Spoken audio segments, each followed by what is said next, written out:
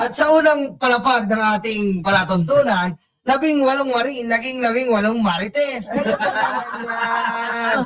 Mike Defensor, hindi ka man lang makadepensa na maayos. Ano ba sabi niyo dyan? O, pagkabago ng script. Ito ba yung sinasabi niyong 18 na Marines? Oo. Yung sinabi nga ng AFP natin, 4 doon, tama ba? 4 doon. Bogus. Bogus. Oo. Then yung iba doon Dishonorable charge. Yun, dishonorable charge. Oo. Sa madaling sabi, Oo. sila ay mga Walang credibility. Kredibilidad. Oo. Tapos, sa tingin ninyo mga kababayan, tatanungin ko kayo, mga bossing, kung walang kredibilidad ang isang tao, sa tingin nyo kapalipaniwala pa ba? Hindi. Yung sinasabi ko. Hindi. Diba? Hindi sila kapaniwala. At saka alam nyo, napansin ko lang, sabi ko nga kanina sa live natin, Mm. live ko lang pala, yung pong mga sinasabi nila, napakaraming butas, napakaraming kalat. Oo. Tama si Grabe, Atty. Clark bossing. doon na yun daw kanilang script lousy. Mm. Lousy script, sabi nga ni Atty. Clark Pero, bossing, boss Mike, may kasabihan ha. Sabi nga, lousy, snappy, lousy, same salary. Di ba? Ito yan. Yan. Ito. Alam nyo, kwento ko lang ha. Kwento yan ha, kwento. Kwento. Hindi marites yan ha. kwento lang. Marites to. Andun kami. Oh. Andun kami. Itong kanilang abogado Mm. na tinaguriang na isa sa mga legendary Na? na nagpapatalo ng kaso. Nakilala ko yan si Atty. Levi Valicod Mm. as a professional. Kaso nga lang, nung nalaman ko yung issue ng land grabbing na ginagawa niya, Okay. doon ako nagtaka. Meron talagang ganun. Meron. At saka may nabasa akong dyan yung kay Senadora Miriam.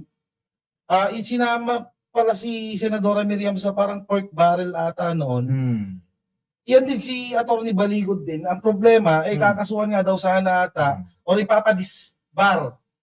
Kaso parang, ewan ko, yan ang hindi ko, kung ano nangyari. Kaya yung ano. Pero mga kababayan liliwanagin ko lang disclaimer po ano't ano man ang opinion ng bawat isa sa amin, kami po yon. Hindi po kasama ang bawat isa sa opinion ng isa rito. Yes. So disclaimer po. Ito na talaga yan. Si attorney, abogado yan ni Singson. Huwag na tayo magkano-ano. Totoo yan. Sa grabe corruption case, abogado siya ni Singson. Oo nga daw. Nakakalat naman po sa social media. Wait, pero hindi biro yung 805 billion, no? Na pinapakalat nilang fake Hindi news. talaga biro yun. Kasi Grabe. eto po kung talagang legit po, sabi nga po ni Senator Ping Lacson, paano naging 805 million? Billion. Magiging 70%. And yung 30% po ay hindi po, magsasobra po. Yung pupunta kay Bernardo, yun napunta sa BGC Boys, yun napunta kay La Gardiola, hindi po magsasapat yun. Magiging labis-labis kung lahat napunta kay Saldico. Hindi kasi ganito yan. Gumagamit talaga sila ng big amount or sobrang laking numero. Kasi ano yun psychological tactics yan. Tama ka. Kasi meron sinasabi si Nyulo. Napunta daw kay Saldico. Kulang Napunta daw kay Saldico at saka Martin Romualdez. Yun. Mga minamahal, yung 805, makinig kayo, yung, Aray! hindi, makinig kayo, yung 805, wait lang kasi. Hindi, ganito po yan, guys. Mabilis kasi talagang mag-react ang mga Pilipino kapag ang pinag-uusapan dito is big amount. Di ba dati yung maleta scheme nila, pinag-usapan din yan. Kasi yung target nila dyan is yung mga DDS standards na hindi nag-fact check. At saka, ano yun kapag sinabi mong 805 billion, ano yun, magkakaroon yan ng shock sa mga Pilipino. Shock effect. Oo, tas may headline agad yan. Ang laki ba naman ng pera mga minamahal Di ba? Kailangan nilang gawin yon sa madaling salita. Ibig sabihin ni Mima, kailangan nilang banggitin ang 805 billion Para magulat yung taong bayan na, oh, wow, ang laki, ang daming pera nun. Kawawa naman tayo. Ganito Ganun. kasi yun, viral potential kasi siya, mga minamahal. At sige Nga. ka. Boss Mike, Koy, kami Tiger, di pa kami nakakaano eh. Bilang nag-abroad kayo, may maleta kayo, di ba? Yung maleta pala, kailangan ba 3 tao bubuhat? Explain nyo nga yan. Kasi yung 3 tao, ma-reach pa yun, lalaki ng katawan. Mga Moscows yun. Tatlo sila. Oo. Di ba? Actually, yung maleta kasi, depende sa laman din. Okay. Oh, at At saka, saka may yung height ata, di ba, boss? oh, May tsaka ganun, may, may pang check-in at saka may pang hand carry. Okay, oo. Kung yung pang check-in, yun yung malaki. Para kay Martin. Oo. Yung yung maliit pang hand carry, para sa kay Eddie, saka kay Patty. Alam ko, yung bigat, yung, ano ba sabihin natin, puro seryoso. Mga minamahal. Ano ba talaga magbubuhat? Parang ang layo ah. Ito kasi yung ginagawa nila, yan eh, puro hearsay yan eh, yung ginagawa ng Naloko 18 Tama. Marites, puro hearsay yan, puro black propaganda, delaying tactics, kasi can you imagine pinag-uusapan natin ngayon yung issue ni former President Duterte tungkol nga po dito sa International Criminal Court. And then susundan naman ng headline kay Vice President Sara Duterte tungkol sa impeachment. Yes. So dahil magulo na sila ngayon, napupunta sa kanila yung yung issue, napupunta sa kanila yung usapan, kailangan nilang gumawa ng segue para mapunta sa iba, which is yung tinitira nila ngayon, si Presidente, na hindi naman dapat, dahil unang-una, magpapakita sila ng sadamakmak na pera, may maleta daw, wala man lang sapat na ebidensya, walang Tama. bank documents, paper trail, Ang ibig sabihin ni So, Mimi, yes, propaganda. Oh, ayun. ang At ibig saka, boss Mike, yung, yung ibabaling nila sa iba, yung diversion, yun. Diversion maliwan, well, yun din naman talaga yan. Diversionary tactics ang ginagawa nila ngayon, mga kababayan. Kasi nga, tulad nga ng sinasabi ni Mima, ni Madam, lahat ng atensyon ngayon nasa Duterte. Nasa Duterte ngayon, guys, sa totoo lang, yung kay Rodrigo Duterte, no? Talagang 100% yan, hindi makakauwi yan ng buhay dito sa Pilipinas.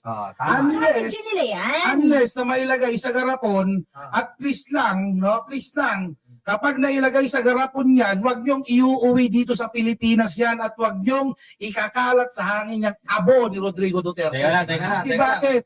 Bakit?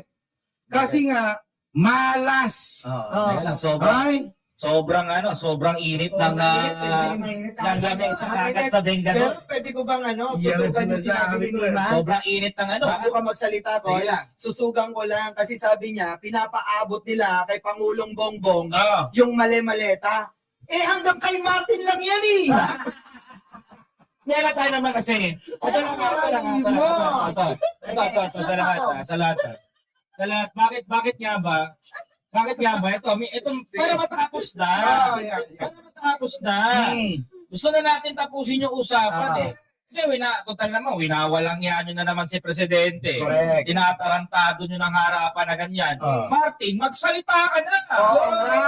Ikaw na lang inaantay namin magsalita. Correct. Hoy, alam nyo, mga minamahal, yung ginagawa ng mga DDS, classic playbook nila yan eh, yung maglalabas ng whistleblower, yung gumamit ng mga uniformed men personnel, biruin nyo yung Philippine Navy, balak pa nilang sirain. Kaya nga. Tapos ang ginagawa nila, nagpapapreskon lang sa social media instead na tumakbo sila sa tamang forum at doon sila mag-report. Diba? Tapos inuulit-ulit nila yung kanilang script hanggang sa maging totoo, which is, diba, nakakaano yan tawag dito, nakakatakot yan para sa mamamayang Pilipino kasi ginagawa na lamang nilang normal ang paggamit ng fake news. Kumbaga nasasagasaan dito ang katotohanan at ang hustisya. Classic playbook yan ng mga DDS.